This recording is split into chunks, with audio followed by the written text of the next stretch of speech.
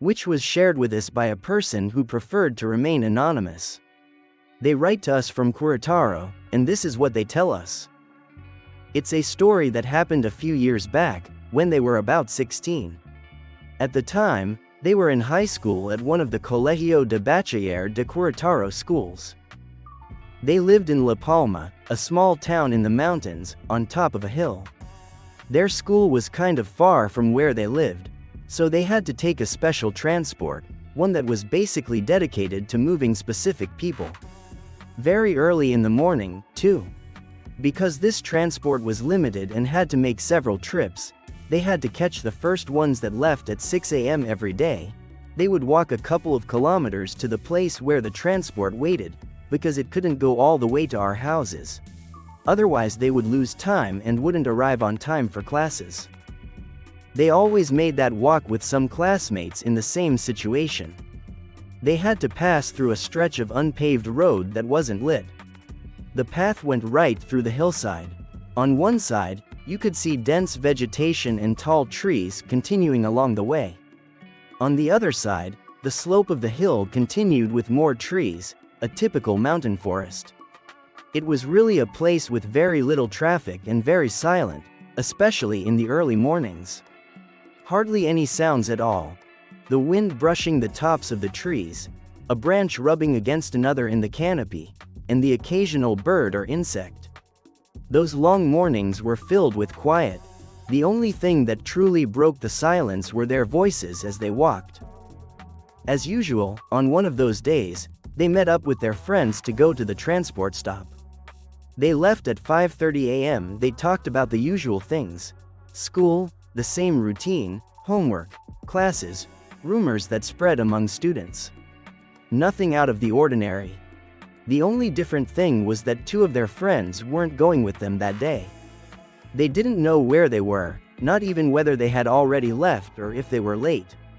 Still, the group consisted of just two friends. Let's call them Patty and Ceci. While walking with them, they estimate they were about halfway, maybe a bit further, when they still couldn't see anything but the quiet, silent darkness of that long stretch. That's when they started noticing something. Something unusual. There was a strange sound coming from the hillside side, something they couldn't clearly make out. At first, they wanted to convince themselves it was just imagination, like any other sound they might have heard on that path before. But that morning it felt different. They tried hard to believe that, but the more they walked, it seemed like the sound was following them. They told Patty and Ceci. They looked back, and both of them were already paying attention to the surroundings, like they were searching for where the sound was coming from. Seeing them like that confirmed it wasn't just their imagination. The sound didn't disappear. It wasn't imaginary. It was similar to footsteps from an animal, because they could tell how branches bent on the ground and bushes crunched with each step, apparently. But it didn't sound like it was moving with total stealth, and even so, they couldn't see anything. Not even a glimpse. The atmosphere became heavier. They couldn't really describe it. At that point, they didn't know if it was just suggestion, if something strange was actually happening, or what it could be.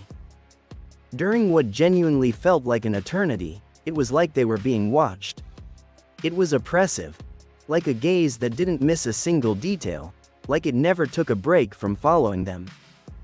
Ceci said it was probably one of their classmates trying to scare them with a prank, one of the kids who weren't there with them that day, like on days before. They even shouted, "Manuel, stop it already, we know you're there." But there was no answer. Only those footsteps getting closer.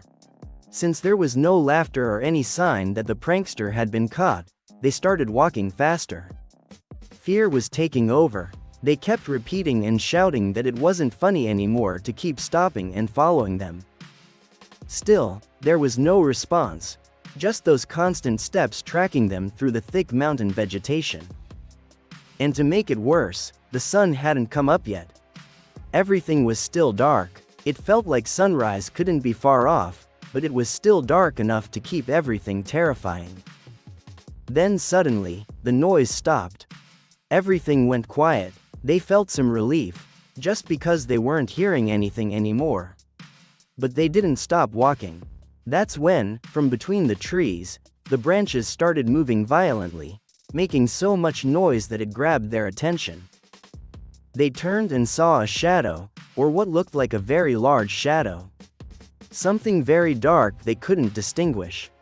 Whatever it was, it shot out from the trees as if it had leapt a long way, and it landed behind them on the path they had already walked through.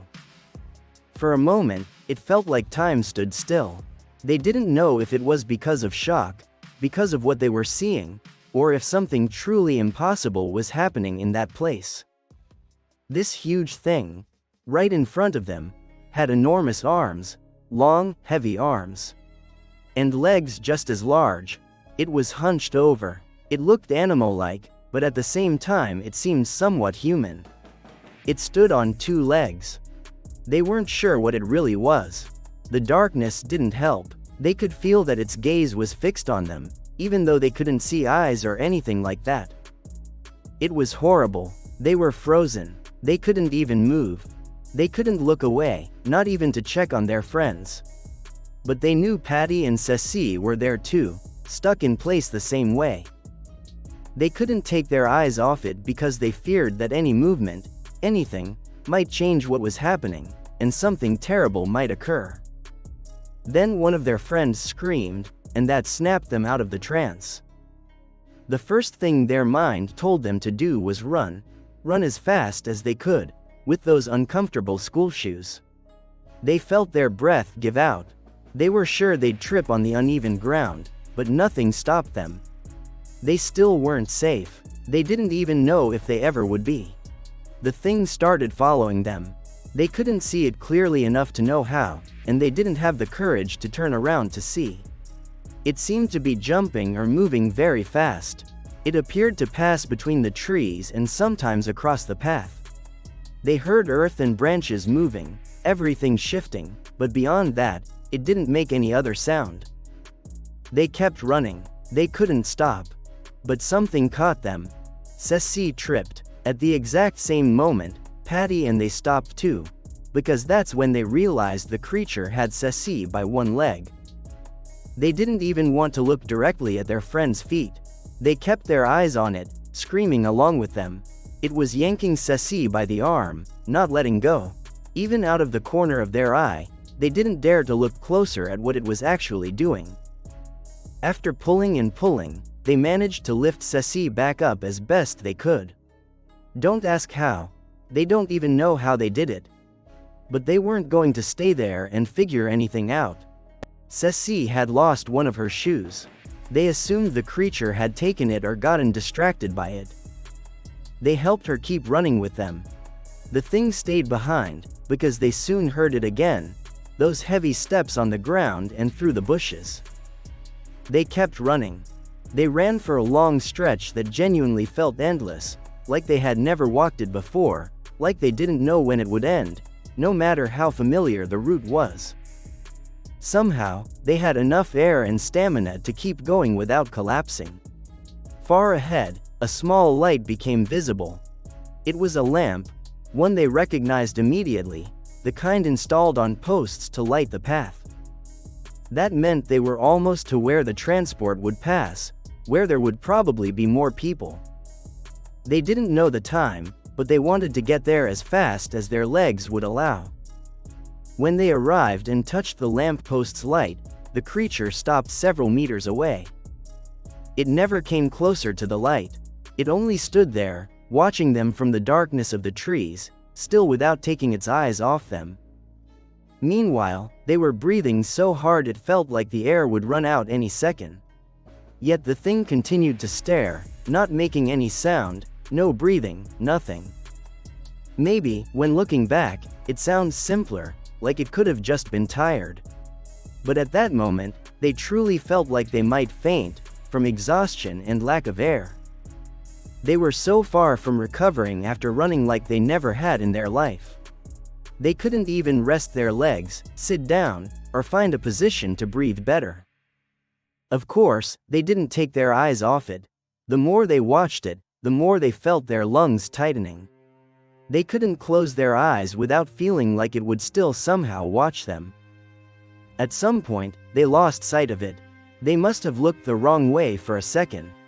Their friends were still there, in the same condition, unable to speak, just trying to breathe. But they didn't want to leave, even though they couldn't see it anymore. They looked around, searching for it again, but there was no sign.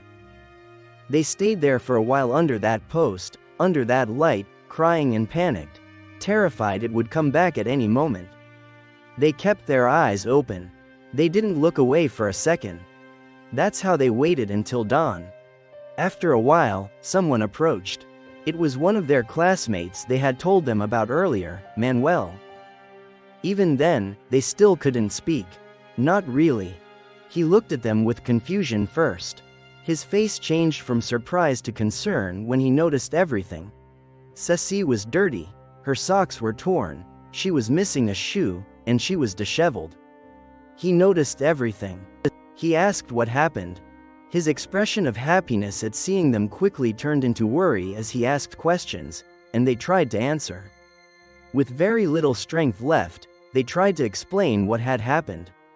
But the fear of having to remember what it looked like, and the strange feeling it seemed to give off, stopped them from forming clear words.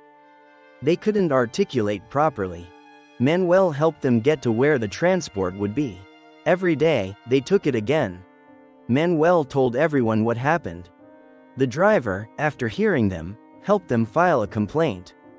Maybe he thought someone had been crazy and followed them, or maybe someone had actually played a very heavy prank. At the office, they mostly mocked them, not directly to their faces, maybe, but it was clear from the looks they exchanged when they described what they saw, even though the three of them described the same thing. They didn't fully believe them.